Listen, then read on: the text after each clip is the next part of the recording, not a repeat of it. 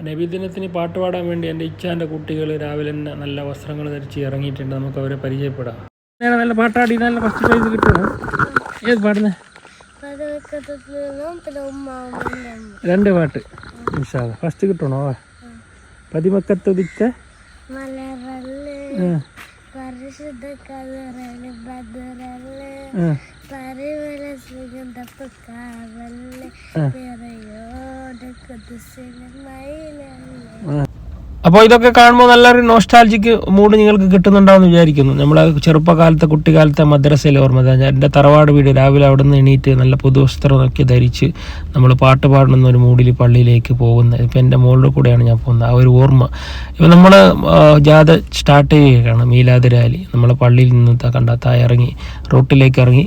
ഇപ്പോൾ നമ്മൾ മീലാദ് യാത്ര കുട്ടികളോടൊന്നിച്ച് നമ്മൾ നല്ല കണ്ണിന് കുളിർമയുള്ളൊരു കാഴ്ചവുമായിട്ട് മീലാദ് യാത്ര റസൂൽ സല്ലല്ലാഹു അലൈഹി വസല്ലം തങ്ങളുടെ ജന്മദിനത്തിൽ നമുക്ക് കുട്ടികളുമായി നല്ല പാട്ടും പാടി മദ്രസയിൽ കുട്ടികൾ കൊണ്ട് പ്രസംഗിച്ച് നല്ല മൗലൂദ് സദസ്സുണ്ടാക്കി മധുര വിതരണങ്ങൾ റോഡ് സൈഡിലൂടെ നല്ല ഒരു ഓർമ്മകളാണ്. ഇപ്പോഴും അതിങ്ങനെ നല്ല അടിപൊളിയായി നടക്കുന്നുണ്ട്. കണ്ട കഞ്ഞി ഉച്ചക്ക് നല്ല കഞ്ഞി അവിടെ ഒരു കുടുംബം സ്പോൺസർ ചെയ്യുന്നുണ്ട്. പൈവളിക്ക മദ്രസയിൽ അച്ചാർ നല്ല കഞ്ഞിയാണ്. നോക്കേ നല്ല അടിപൊളി കഞ്ഞിയും പയറ് കറിയും. ഉച്ചയ്ക്ക് ശേഷം വൈകുന്നേരം നോക്കാം ഇവിടെ പത്തൽ വിതരണം. നല്ല ഇറച്ചിയും നല്ല പള്ളിക്കറിയും പത്തിലും. ഒരുപാട് വർഷമായിട്ട് ഷാഫി ഹാജി ഇതിന് ഭാഗമാവുകയാണ്. ഇവിടെ കുട്ടികൾക്ക് വിളമ്പി കൊടുക്കുന്നതിലും അതുപോലെ തന്നെ ഒരുപാട് ആൾക്കാർ ഇവിടെയുണ്ട്. പഴയകാല ഓർമ്മകൾ. പിന്നെ വൈകുന്നേരം നല്ല കടിയും ചായയും.